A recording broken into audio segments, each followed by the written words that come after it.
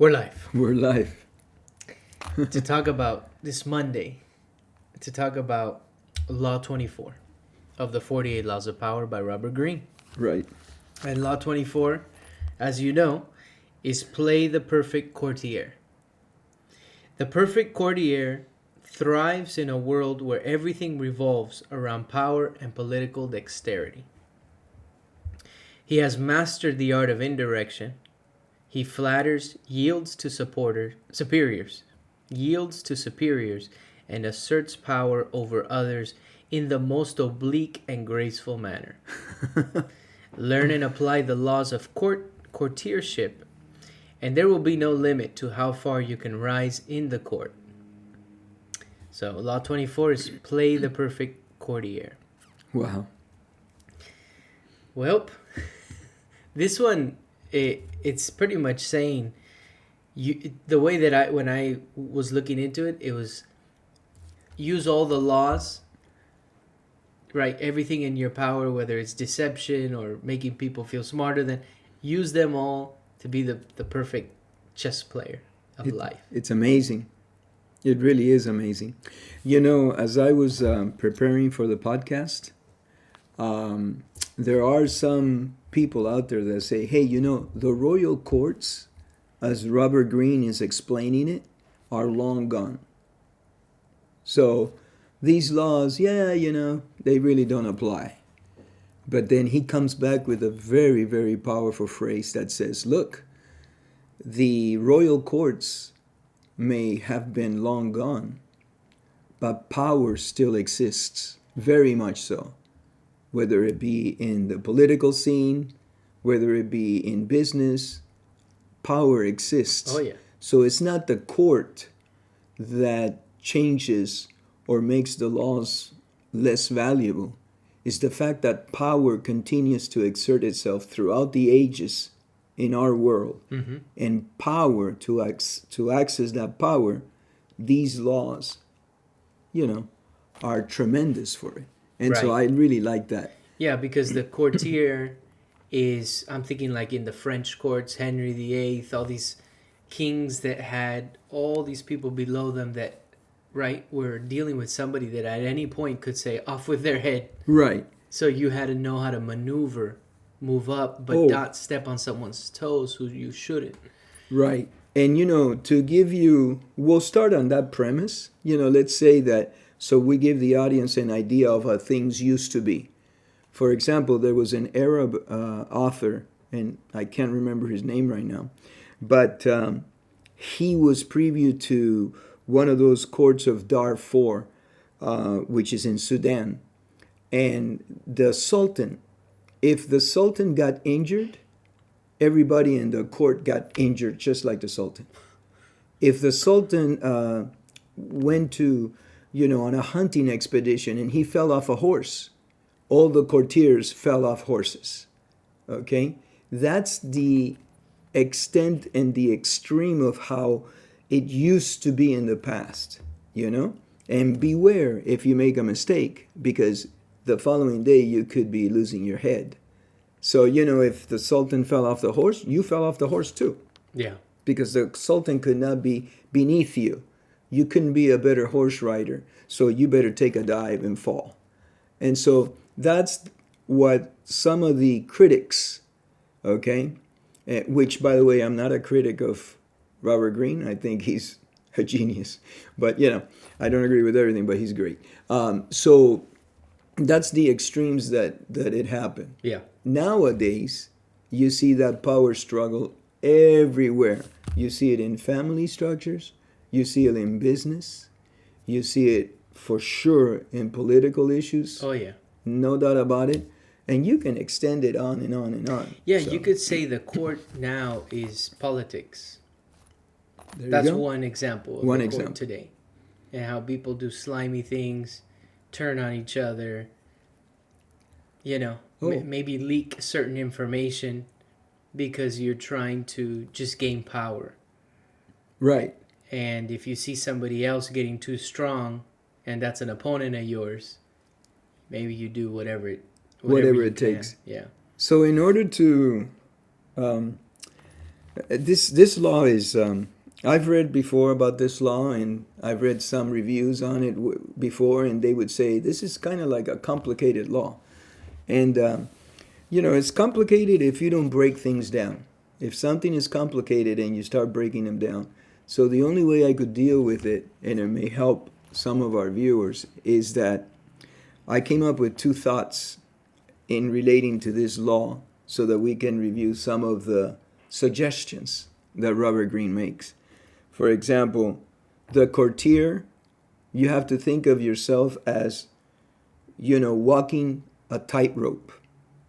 Yeah. You're walking a tightrope, you're high above, and if you go too much to the left or too much to the right, you're going to fall. Yeah. So the courtier, the perfect courtier, was always, on alert and walking a tightrope. That's number one that I thought of so that I can deal with this law. And then the second one is learning the act of acting, the art. Learning the art of acting. Acting is an art, Yeah. okay? Yeah. Like Al Pacino is tremendous at it, right? So you learn the art Yeah. of acting. Because what they're saying is, look, if you can't handle lying, cheating, stabbing, all this stuff that you need to do in order to be a good courtier, then think of it in this way. You are an actor on the stage of life, right? You know who said that. So we're all actors on the stage of life. So what he's saying is learn the art of acting. Yeah. And act your way through it. And then maybe you can deal with all the lying, the cheating, the backstabbing, because it goes with the territory. It seems. and to like bring real life examples of it, because we're talking about courts and the past and all that. Real life example and learning the art of acting could be simply somebody makes a comment about you in, let's say, the workplace, and instead of reacting immediately, emotional and maybe not in the best manner, and letting them actually know your thoughts, maybe you sit back on that comment, pretend like it didn't affect you at that moment, and then try and figure out what your next move. You don't have to act Immediately. emotional and immediately. Yeah, well, that's one of the, let's call it one of the, I don't want to call it law, but this particular law has... like a bullet point. Yeah, that's one of the bullet points.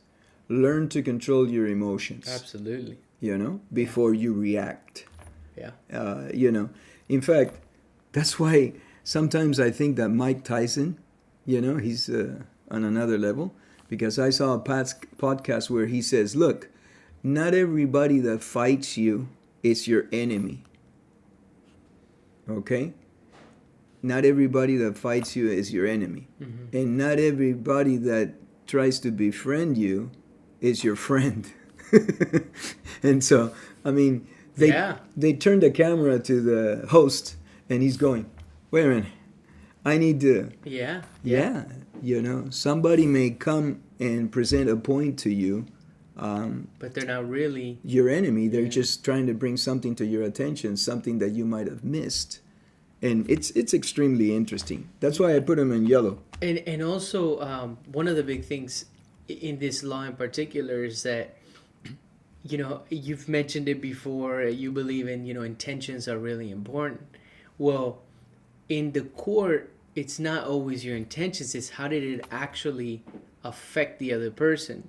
And they give an example of this king that fell asleep, right? Robert Greene gives this example. This king fell asleep in the forest somewhere, and one of the courtiers that was in charge of his robe. Actually, right? It was the gardener. The gardener. Well, there was one that was in charge of his crown, Okay. and another in charge of his robe. Okay.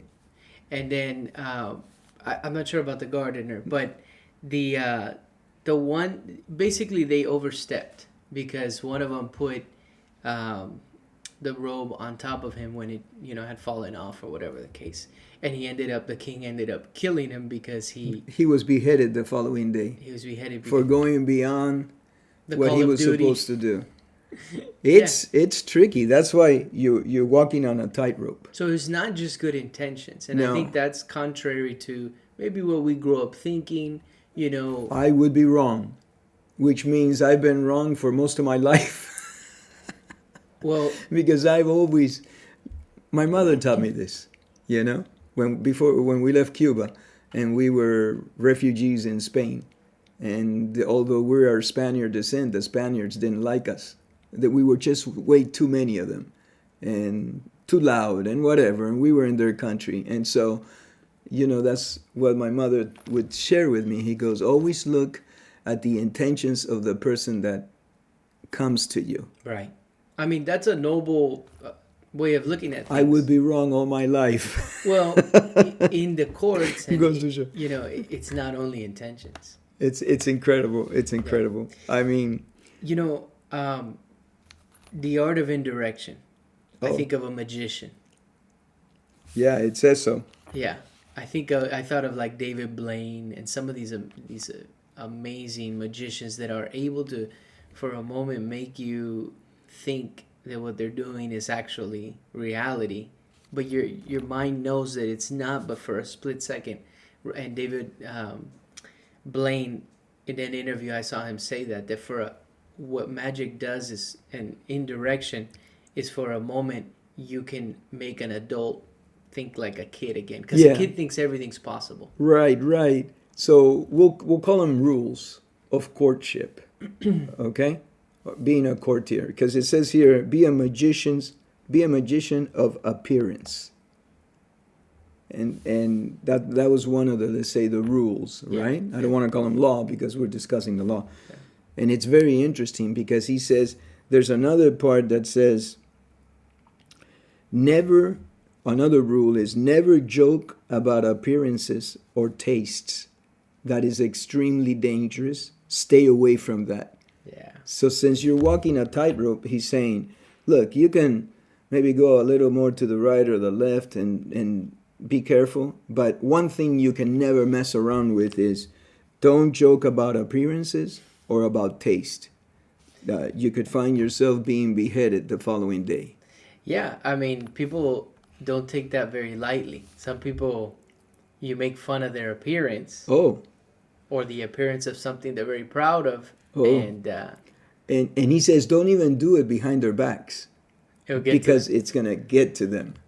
So that's another rule. Yeah. It's really interesting, Mike. This thing, I've read this thing.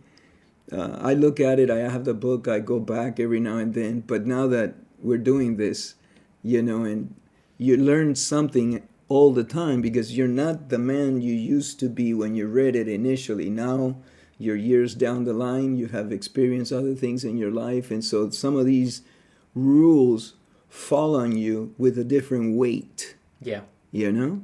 Some weight more, some weight less, because some of it might have happened to you. It's really interesting. Absolutely. Yeah. You're flattering, you're yielding to superiors, you're saying the right thing when you need to. You don't have to always correct everybody.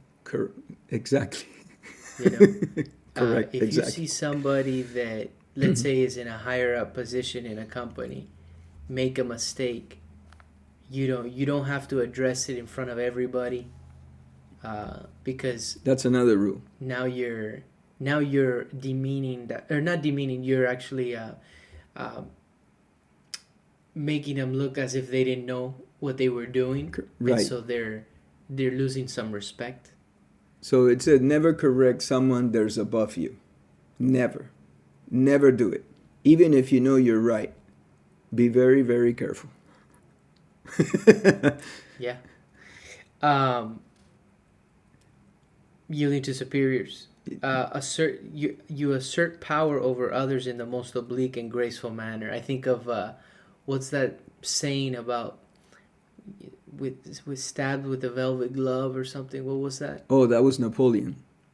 That they said that he had a velvet glove, but he had an iron fist. Oh, there you go. So, cover your iron fist with your velvet glove. Right. So when Napoleon hit, He had an iron fist, and it was just, he was very smooth and debonair. They didn't know where he was coming from because he was a brilliant war tactician. So that was Napoleon. Yeah, very interesting. Because you're maybe not expecting that blow, Right. right? You're not thinking there's an iron fist behind under that velvet You're thinking, glove. yeah. Thinking it's gonna be a soft hit. That thing is gonna hit you so hard, it's gonna throw you through a couple of walls, and so definitely not expecting that. Yeah. So it's knowing how to say things, right? Robert Greene in A Different Law talks about one of these artists that was a sculptor, and remember he was doing a project, he was commissioned for a king, and the king came out and said, I need another pillar here. And so this artist says, oh, okay, instead of arguing with him, I'll put another pillar there. But it ended up being a false pillar. It wasn't holding anything because he knew the integrity of the structure was already there. You don't need another pillar. But the king wanted another pillar. You do what the king says. And I've heard it a couple times, in construction work, where, the guy says, hey, I would like to have this here. And I've heard the contractor say, hey, that's really it's not necessary, but hey, you're the boss. You're the one that's paying. I'd be happy to do that. But at the end of the day, they do it, but it pleases the boss. The person who's, is going to have to live day in and day out with that construction work. Right. So do it. These are definitely, this law is definitely employing tactics that are deceitful, that are, they're not. No doubt about it. Yeah. So you got to be careful. There's another rule that he says, be frugal in asking those above you for favors. Yeah. Don't do it. He says, a master is terribly irritated by having to deny a favor. And that puts you now in a bad light. Right. So another rule of this law, 24, is don't ask for favors from people above. They become extremely irritated when they have to say no. I've been asked for a favor, and it had to do with money in a business transaction from somebody above me in the past, which is different because this is saying don't ask from somebody below you. No, above you. Don't ask a favor of someone that's above you. I'm sorry. Yeah, above you. But somebody above me asked me who I was below. That's okay. That was okay. They can do that. And it ended up good. However, I didn't like it at the time, but I understood my position. Well, this is another rule that they have. You are a subordinate. And know it. And you better know it. He asked you for money, you better give it to him, because at the end of the day, both of you are going to make some money. It was a mutually beneficial situation. It was mutually beneficial, and I knew that I was the subordinate, and I knew that it would be silly to say no to that. But you have to be careful, because once you say yes to one thing, it opens up the floodgates. Right. But then the other side, this is the tightrope. If you are high and mighty on your high horse, this is not correct, this is not the right thing, I've done a lot of work here, you didn't do anything, all you did was refer it. You lose an opportunity. Many. Yeah. It could potentially close that door. Somebody else will, as long as it doesn't change your integrity, your character, as long as it's not something unethical. Learn the art of, what was it? Learn the art of acting. You got to act it out. In negotiations, in poker, which is a negotiation, we like playing Texas Hold'em. In poker, you may not have the best hand, but you can bluff and you can get some of the other players out, right? By your ability to, your confidence, maybe the hands you previously played, the way you're betting, all those things, right? But at the end of the day, let's say you're down and there's another guy and you're head to head, and you don't have the best hand. There's much better hands available on there, and you still are going aggressive against this person and they're not backing down. You have to know when you're the subordinate, right? Because if not, you'll lose it all. And that negotiation or that back and forth of understanding, hey, I'm not the best hand here. Even though I was betting like this, I might have to use the surrender tactic and fold And live to see another day. and live to see another day. Which in negotiations, which we do on a daily basis, it's understanding when are you in the power position. Because, right, if somebody's coming and asking you for something, usually you're in the power position. If they spoke already, now you're in the power position to answer. Usually. No, I love it. Look, I'm so glad that you brought up that experience, because it shows our viewers that we have lived it. We're not just reading a book and spilling out what the book says. You were in business. You had somebody above you. That person came and, said, hey, I want this, which was money. Yeah. And you said, okay. And you moved forward. And Right. as you remember, you closed that deal. Yeah, absolutely. Okay. So, And so you lived it. It ended up You being felt it. a win-win-win. However, you have to be careful. Yeah. Because that, like you said, if you get on your high horse and I don't do that, this and that, you're saying no to some opportunities. Maybe you're okay with that. But anyone watching this, and we live these laws, everybody lives these experiences, these on a daily basis, I would say. There's just no way around it. There's no way around it. It's If just you- identifying it. Right. If you have any interaction in a workplace, any interaction in any organization, even a church, even it could be Yeah. with your kids, it's a baseball with the kids, or there's always somebody in the power position trying to exert power. There's always subordinates, and knowing how to maneuver that. Oh, yeah. Well, if you're a father, all of those of you that are fathers of little girls or little boys, you know that little girls and little boys are master manipulators. And unless we really learn the art of, fatherhood and motherhood, we're Of acting. outmatched. Yeah. Because those little guys, they It's don't survival. know. They don't know the meaning of no. Yeah. No, you can't do that. They'll come back and ask you in 100 different ways until they get their way. They just don't know the meaning of the word no. And that's something we can learn from kids. If you study kids, you can. Oh my Lord! Yeah. Yeah. Yeah. We grow up and unlearn some of these good traits, Yeah, like persistence.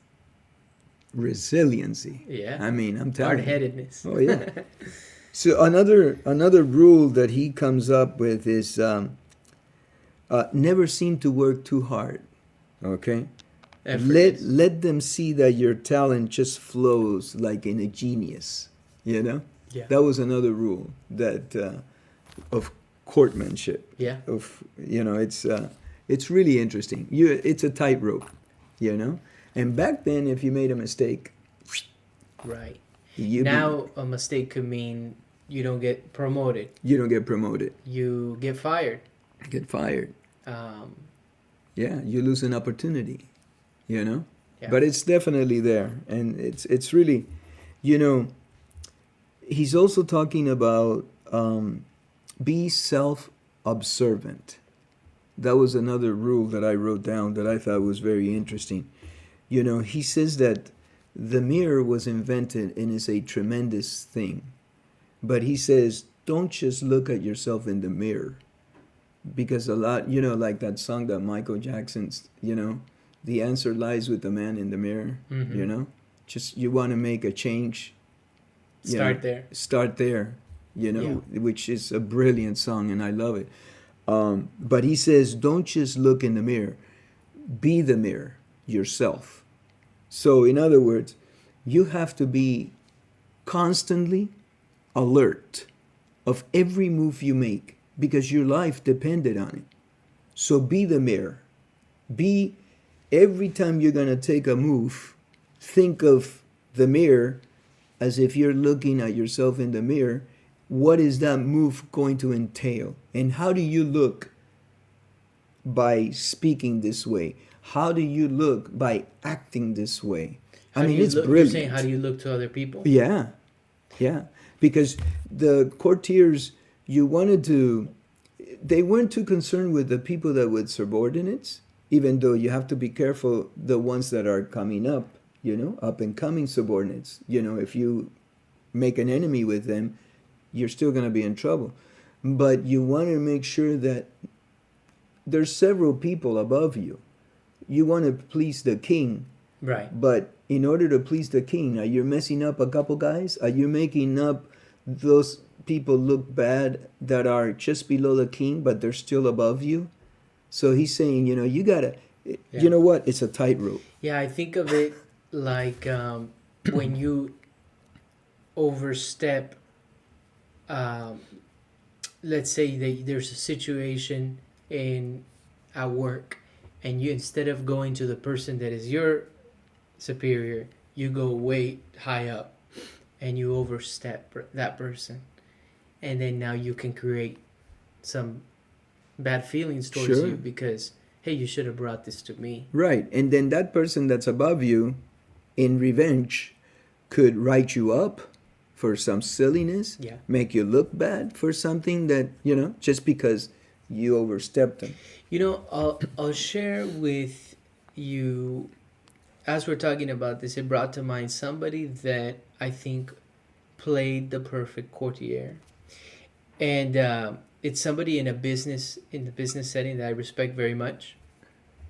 And this person was very like acquaintances with many people, even in the corporate setting, not just on the sales force. This person was friends with people that were in the trenches with him in the sales, but also they had a lot of friends in corporate. Okay. And those friends in corporate brought to this person over the years many, many opportunities, which translate to lots of money that they were able to make because they were getting first dibs at something, an opportunity. Hey, this guy's leaving the business. You want to take over all their clients? Sure. Hey, this guy. They would get the first opportunity. And I remember them telling me, this person, hey, you want to be friends with these people. And he was referring to the people in the corporate. Right. And I never wanted to be friends. I was fighting it because I thought they're not genuine. They're not real. They, everything's, hey, how are you? Like it seemed fake to me. And I thought, no, I want to be real with the guys that are real. And then, and I realized though over the years, because I was many years observing this person, learning from him, that they were getting opportunities that I wasn't getting, or other people that didn't mix in and play the perfect courtier. They thought they were too good to do that. They thought, no, I don't want to befriend somebody or pretend to be somebody's friend, right? And so this person continues to do very well and continues to have those friendships, and it's something that I can learn from. He knows Law 24 to perfection. I think so. And I don't necessarily think that they studied this law or anything. I just think that maybe it came natural, like Robert Greene says. Some people, it's within them. Right. And then some people have to learn it, like we are, studying it. Well, if this book would have been out 30 years ago, it would have done me a lot of good. Okay? Because some of this stuff I've lived, and I'm here to tell you I made hundreds and hundreds of mistakes, because I worked for a major corporation, and it was so big, and it still is, that they had upper management, middle management, and lower management. Imagine that. Not just one management team, upper management, middle, and lower management. Sure. And there were many times when I thought that there were positions within that particular structure that I just mentioned that were totally useless. Okay? And I potentially feel today, they say, hey, as you get older, you get wiser. Let's hope that that's the case. If you're a student of learning something every day, potentially it is. If you just don't read, or you give up on things, getting older doesn't mean you get wiser. Okay? But That's a great point. yeah, but what happens is you'll have experience because you've lived more, but it doesn't mean you're wiser. You have to be on the search for knowledge and learn something every day. And then when you reach 150 years old, you might be a bit wiser than when you were 75. Because there are some people that are very young that seem very wise. There are some people that are very old that don't seem very wise. That's so correct. It doesn't make you automatically old, wise. Well, without getting away from the law, it depends on your struggles. That's a big one. There's a lot of, for example, Jordan Peterson says, do not interrupt your children when they're doing dangerous things carefully. Yeah. So let's repeat that. Do not interrupt your children when they're doing dangerous things carefully. Okay? So they're going to fall. Okay? And they potentially will get a little bit hurt, maybe a little bump here or there, but then they're going to know they lived that. So that's going to teach them a lesson. If you as a parent come in and protect them from everything, what are you creating? You know? Right. And I see it, I see kids that are born in other countries, and they're struggling. Yeah. And the things that they're facing. Like there was I'm on social media a lot. I was reading an article on social media of a young man I think he's from Syria, okay? He was collecting something, cans or whatever, to feed himself and his mother. And what he ends up feeding himself at the end of the day is a piece of bread with a little bit of water or a little bit of gel. And the guy said, well, do you add chicken to it or something? And he says, oh God, no. I haven't had a piece of chicken in 2 years. In 2 years. Okay?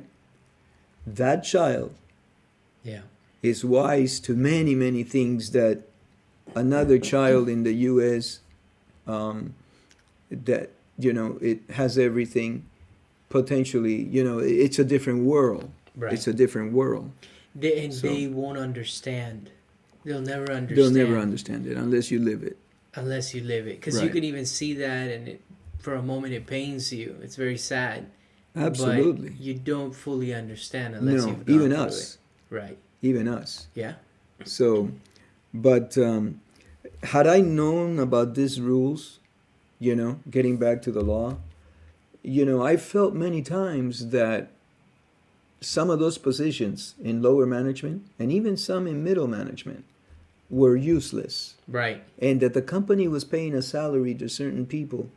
And sometimes these people did things that were totally, in my view, out of whack, maybe even sometimes irrational. But what I didn't know back then, that I know today, because of all these books we're reading and have read, is that they needed to substantiate their existence somehow to corporate. You're talking about these middle manager. They would come up with something that I thought was totally irrational. It was silly. And back then I didn't realize, they have a family. They need to feed their family. So they need to come up with something as irrational as it may possibly be to substantiate their existence to corporate so that their position doesn't get wiped out. Right, because if not, it's like, what ideas have you brought me? None this year, you're gone. You're gone. Now, that's an interesting point. And I didn't know that. I didn't know that back then. I'd never disrespected them, but I didn't hold them in high esteem. Right. And I stayed away from them if I could, and they felt it. Sure. I'm sure they felt it. Because even though you didn't say it, they feel it. Yeah, I was courteous, hey, how you doing, this and that, but I would, move on. Yeah. Okay. Well, the first positions to go when a company is going through a difficult time, I don't want to say all companies, but we can take this particular company, some of the first positions to go were those upper, middle, lower management, because they were positions that maybe weren't the best use of their dollars. right? I agree. But in good times, maybe not everyone's counting every penny, and Yeah, you gotta there were like marketing managers. Uh, yeah, a manager for everything. yeah, there was all kinds of and when the money is flowing, you have a tendency to, throw it Yeah, in different areas to see what sticks, right? I mean, we were marketing all over the place. right. Hispanic Heritage Society, with Hispanic Business Association, is this and that. There was a Yeah, department for this, the department for that. you're talking about a $1 billion company. You're Yeah, talking about a and at the end massive of the company. day, what was really coming in, and these people had to substantiate their existence because Yeah, their responsibility was to feed their family. yeah, yeah, You know, yeah. They were trying to survive in the courts. they were trying to survive in the courts, and I wasn't the wiser because I had never read Yeah. these things. It's very interesting. Yep. I think that this law is a very powerful one. I think that after this law, we're gonna pick our two favorite of the last 8 that we've reviewed, and we'll put them up. There's any- one more rule I Yeah, like to yeah. that I had Throw it written in. down. One more rule, okay, to this law 24. There's a couple more, but I think this one is really important, and it says never ever be the bearer of bad news. Never. You go ahead and you have green light to lie, cheat, and steal Whoa. to make sure that the bad news falls on one of your colleagues. The gulp of it, okay? Never ever be the bearer of bad news. Because your king, when he sees you approaching and you've always been the bearer of good news, will welcome your visit, will welcome your approach. Mm-hmm. And that right there already gives you a scene that, okay, he has an open mind to deal with me. What will you bring me today? Because you always bring me good news. Welcome to my kingdom. What are you going to bring me today? Right. But if you're the bearer of bad news, the king will look at you and say, oh, there's this guy again. Right. And so he said, never be the bearer of bad news. Make sure you lie, steal, and cheat so that the bad news falls on someone else other than yourself. I don't know how I feel about that one. I don't That's know what how I it feel says. about that rule. That's what it says. So if you feel difficult about that, then learn the art of acting. Yeah. Well, no, some of this, I mean, you have to figure out what of this law, this law, and these rules Yeah. do you actually want to live by? I don't like that one. Okay, well. I mean, I see the point of it, but And you know what? I knew you weren't going to like it, but I want to throw it out there because it's, a different perspective. If you learn the art of acting, yeah. then you can act it out. And again, Robert Greene's not saying this is the book to be a good person. No, it's not. No. Robert Greene's not saying this is the book to live a good life. No, he's warning you if you're. This is the book to move up in the world of These power. are power moves. Absolutely. And that's all it is. And you have to figure out which ones. And am I willing to forego an opportunity because I don't subscribe to that particular thing? You have to make that decision in life. We're reviewing these laws and we're sharing our experiences and our thoughts. But at the end of the day, you have to live with the decisions that you make. Like somebody asked us a couple questions on one of the previous laws, right? Hey, what would be the best way to regain graces with the master if you've outshined him, right? And we shared our perspective. And thank you for the questions because that makes us go back. Sure. It was good. Before we give an answer to try to see if, because, we're here just like you guys trying to figure things out. Absolutely. But even though maybe that's the best way to regain graces, you got to figure out, do I actually want to live this way? You know, like you're saying, you have to be like a mirror, not just look in the mirror, but be a mirror. Yeah, And constantly. you have to be constantly aware. Do people want to actually live like that? You have to choose. You have to decide. Well, I think that. So look, I told my attorney one time this, and he took it to heart, and it's kind of a little crazy, but when I used to walk into my office, I would come and I would drive to my office, and I would go in through the back. I had a back entrance and a private entrance, and so every time I put the key in the deadbolt lock, what I would think would be, okay, now I've got this shield. The minute the key went into the lock, I've got this shield of steel because I'm dealing with the public. And inevitably, there was always something that would mess you up if you let it penetrate. And so mentally, it's kind of crazy, but this is what I would do. I would put the key in the deadbolt, and before turning it, I would close my eyes for a second and say, okay, shh, I've got my shield. I'm ready to, battle the day, and I know that there's going to be potentially some bumps, okay? And I got my shield of protection.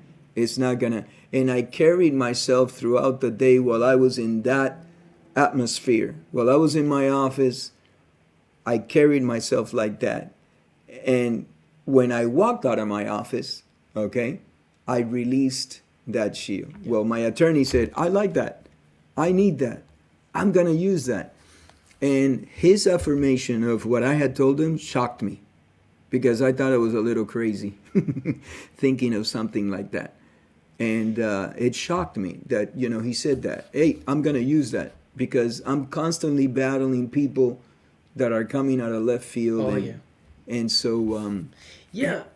So that's a great example of like, hey, I'm going to, let's say, put this shield on and live by this way to survive, and then while you're in your working environment, right, potentially. Now, can you actually do that and it not affect you? Is it the reality of things, like like things that a police officer sees throughout the day, things that a social worker sees throughout the day? Can they actually put on this shield, this cloak, and then shield, and then take it off, and it not affect them when they go home?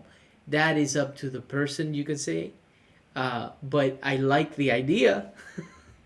I just... Are you destroying my idea? No, I'm just wondering, is reality. That's what I used to do. But you know what? You have brought up such an interesting point, because social workers, police officers, and even firemen, we should have the utmost respect for all these people. They are heavily affected by what they see. They see the best and the worst. Sure. And they see a lot of bad on a daily basis. And I guarantee Absolutely. you that affects all of them, because I have many of them that are friends.